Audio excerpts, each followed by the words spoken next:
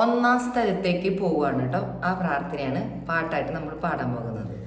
മരണത്തിനായി വീതിച്ചു കറയറ്റ ദൈവത്തിൻ കുഞ്ഞാടിനെ, അപരാധിയായി വീതിച്ചു കന്മശം കലരാത്ത കർത്താവിനെ, അറിയാത്ത കുറ്റങ്ങൾ നിരയായി ചുമത്തി പരിശുദ്ധനായ നിന്നിൽ